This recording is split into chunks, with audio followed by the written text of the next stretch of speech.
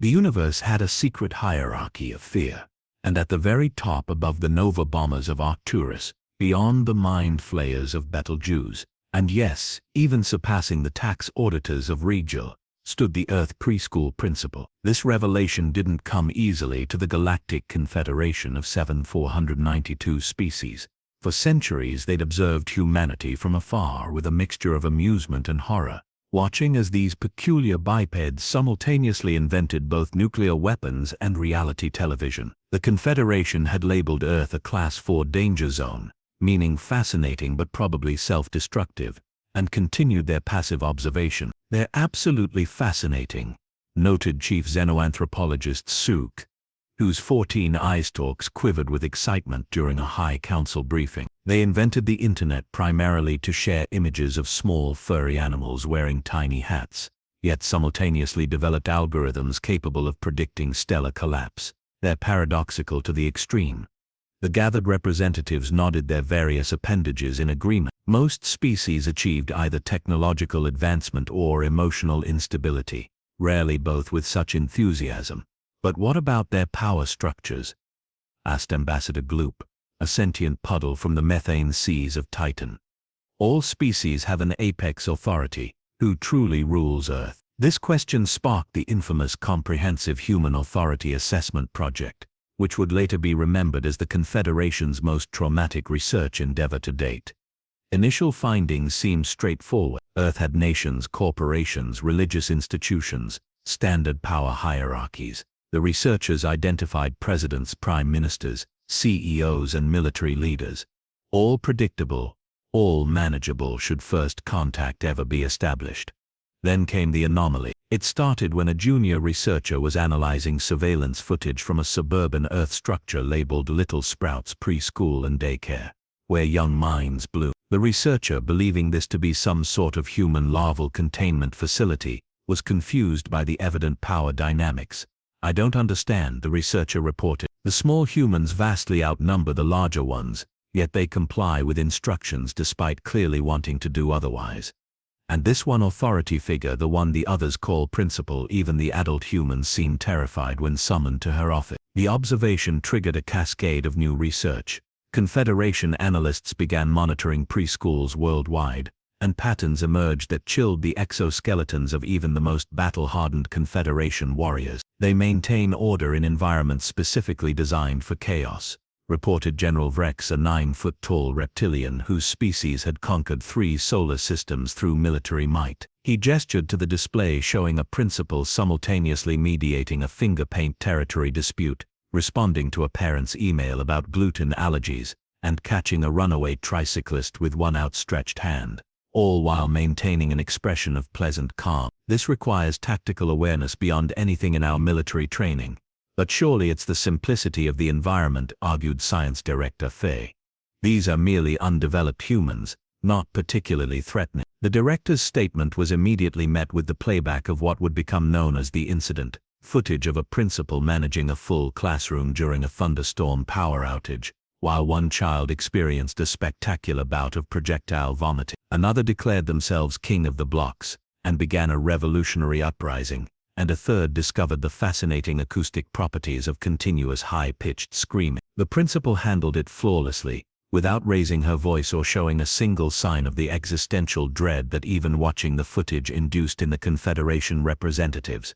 "By the void," whispered Ambassador Gloop, parts of his puddle evaporating in distress. "They're indestructible."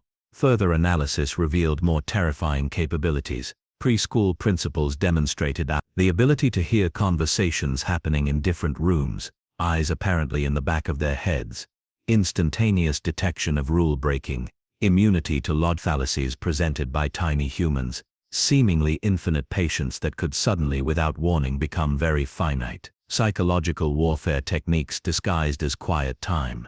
But most concerning, noted Chief Xenoanthropologist Dick Sextol during the emergency summit that followed, is their inexplicable ability to know exactly who started it, even when nobody witnessed the event in question. The Confederation's threat assessment was quickly updated. Should humanity ever achieve interstellar travel, their preschool principals would be classified as Class A diplomatic threats, requiring special protocols and possibly evacuation procedures, "We've been preparing for the wrong humans," concluded High Chancellor. "We worried about their scientists, their soldiers, their politicians, but these principals, they've mastered skills that would make our most hardened negotiators crumble."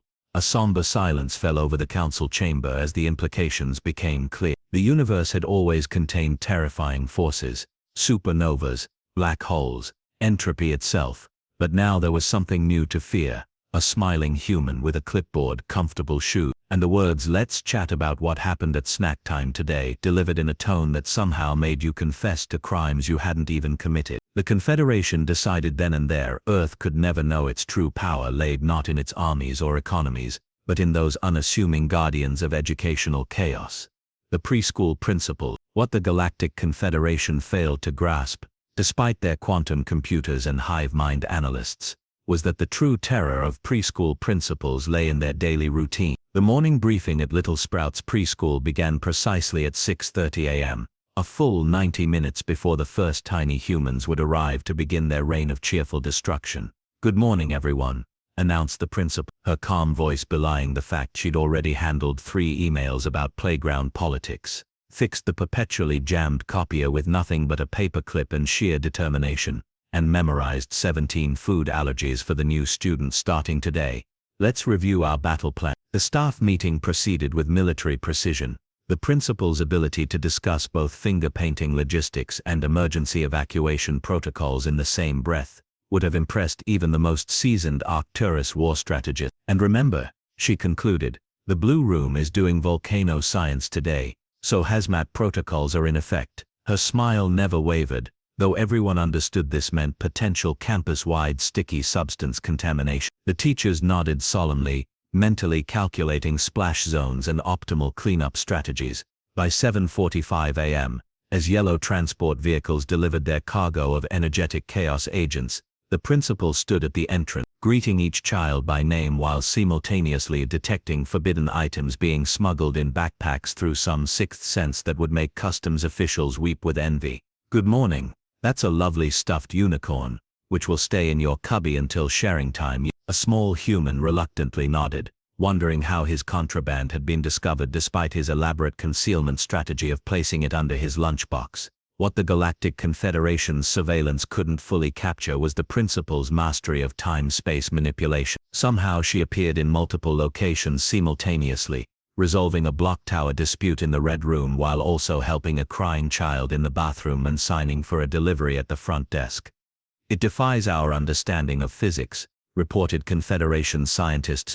"We've calculated she moves at approximately 0.3% of light speed throughout the day, yet maintains perfect cognitive function and never spills her coffee."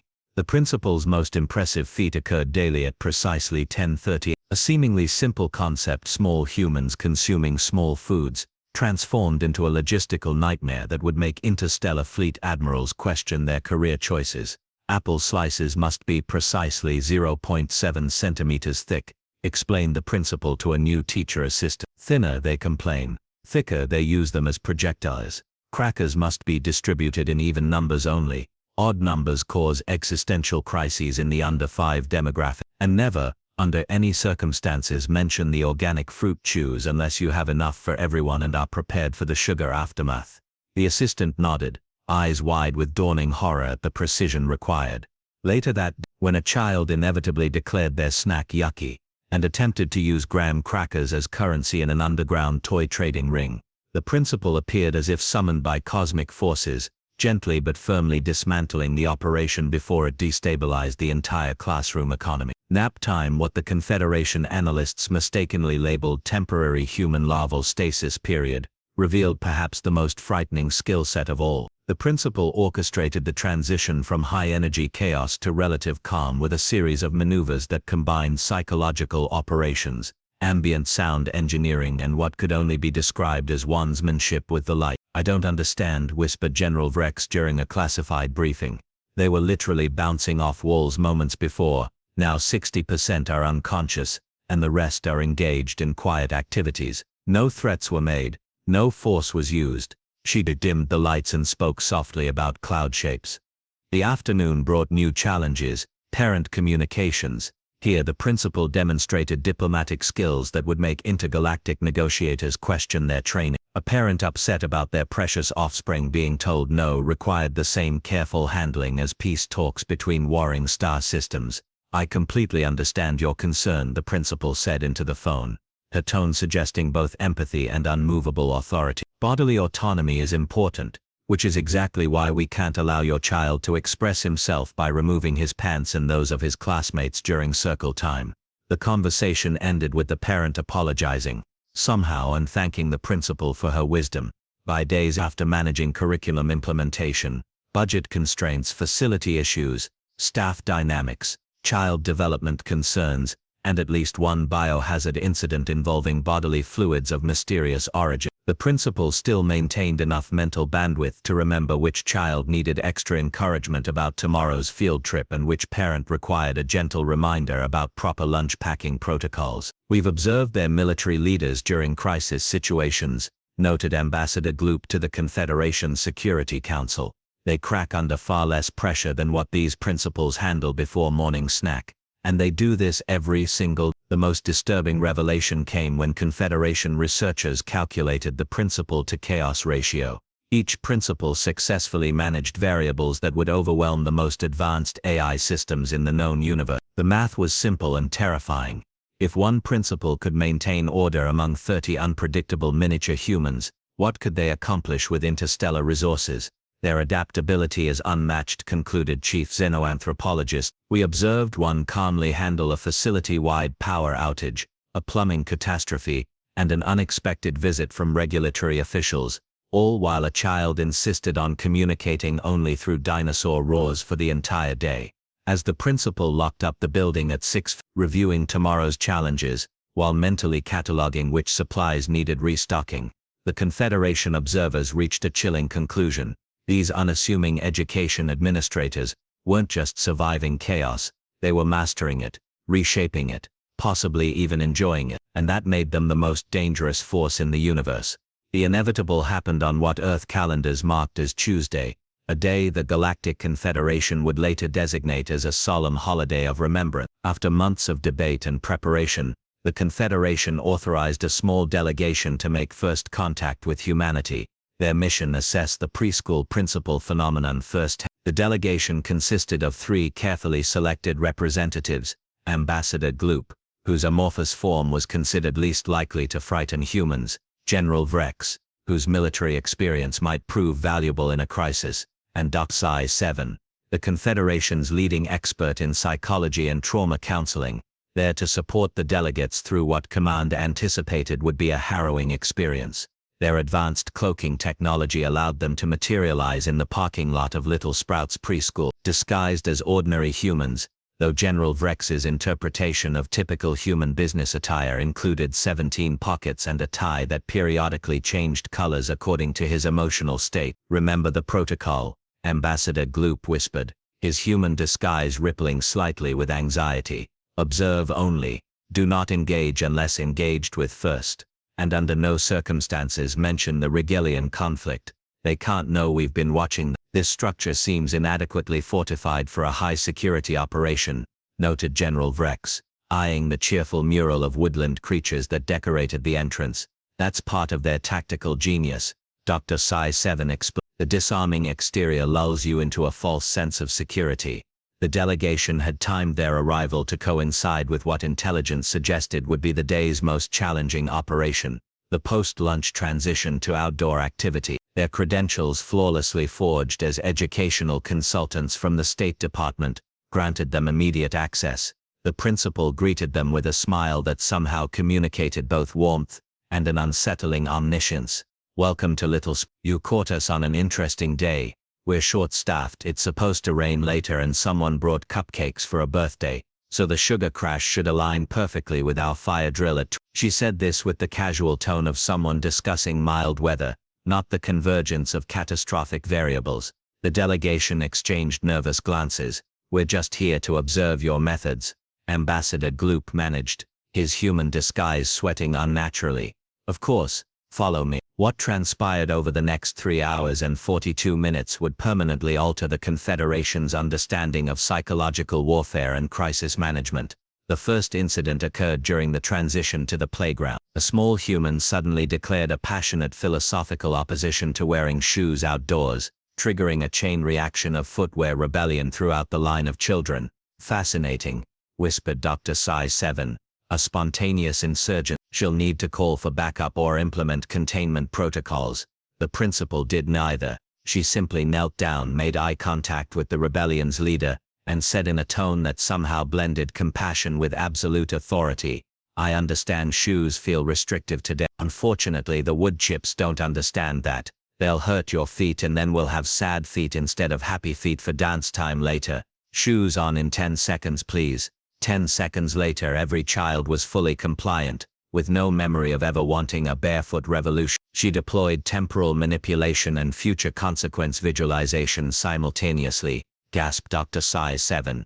Without a single neural impulse, the delegation followed at a safe distance as the principal navigated the playground, demonstrating what General Vrex would later describe as omnidirectional threat assessment capabilities. She appeared to be casually observing the children, occasionally making notes on her clipboard, but the delegates noticed she intervened precisely 2.7 seconds before conflicts actually occurred. "She's precognitive," General Vrex whispered, his tie turning a worried purple. "She's stopping events before they happen."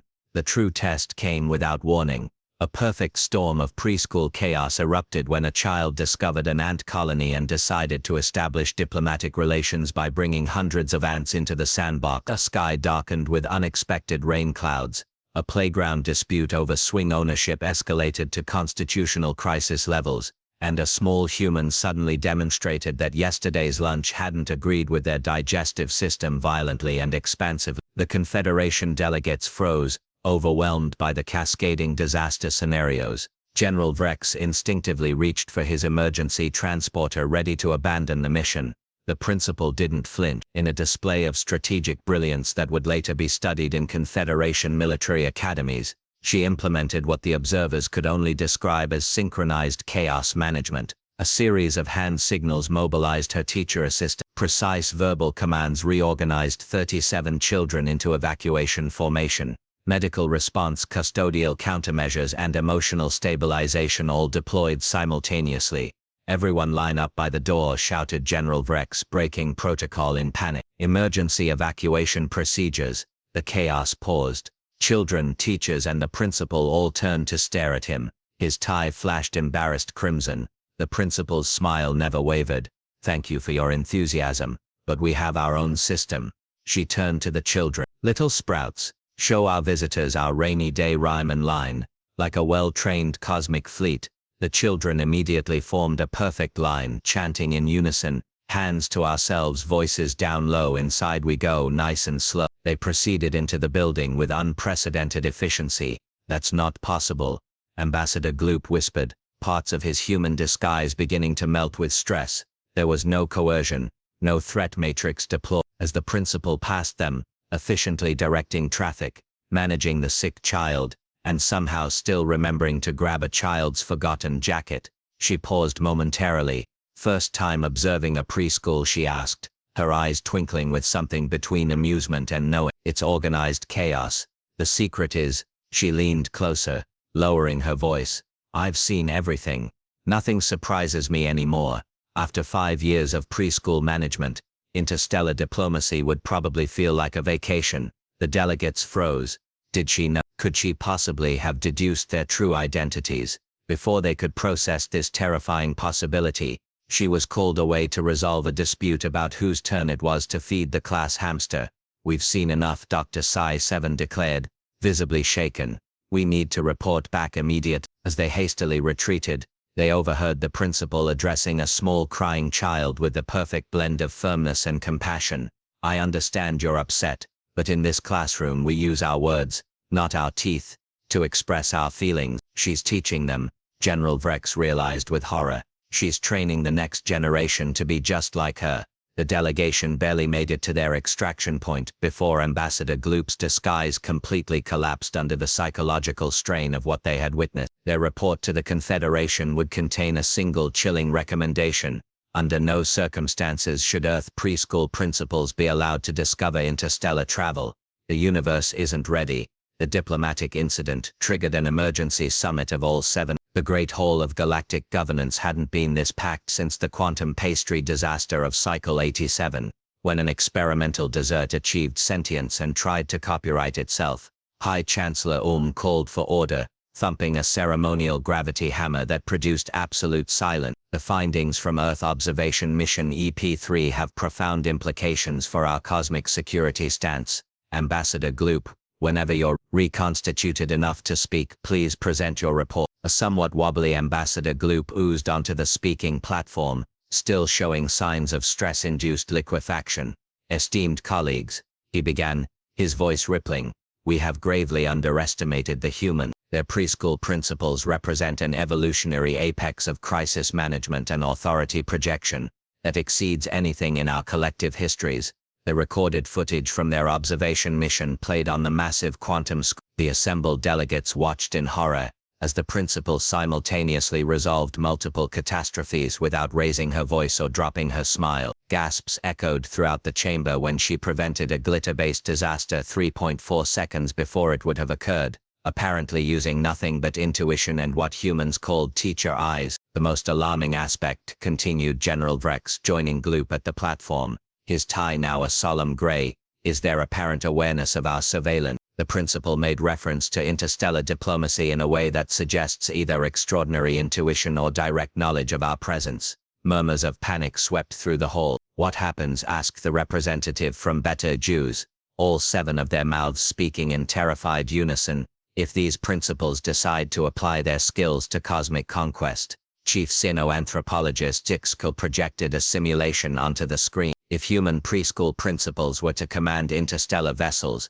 our models suggest they would establish order in the chaotic Crab Nebula within 3.7 Earth weeks. The lawless outer rim would be running on scheduled nap times within 2 months. The entire universe would have assigned seating by the end of a standard Earth year. The simulation showed the gradual spread of organized, well-managed stability across the cosmos, a horrifying prospect for species that had built entire civilizations on creative disarray and bureaucratic inefficiency. But perhaps, ventured Science Director Phi, we're approaching this all wrong. Could we not learn from these humans, perhaps even recruit them? A contemplative silence fell over the assembly. Director Phi raises an interesting possibility, acknowledged High Chancellor if these principals could be persuaded to serve as neutral peacekeepers rather than conquerors. Thus began Project Playground Politics, the Confederation's most ambitious diplomatic initiative. Rather than fear human integration into the galactic community, they would selectively approach Earth's preschool principals, offering them positions as interstellar mediators and crisis managers. The first recruitment occurred 6 Earth months later. A principal from a small preschool in the Midwestern United States was approached during summer break. The Confederation representative expected shock, disbelief, perhaps even fear. Instead, she listened to their proposal about managing disputes between warring star systems and merely nodded. So it's basically like stopping the purple room and green room from fighting over who gets the good blocks, except with lasers, she clarified, already making notes on her ever-present clipboard. And I assume there's some kind of cosmic timeout corner for non-compliance. By the following Earth year, 12 principals had joined the Galactic Peacekeeping Initiative.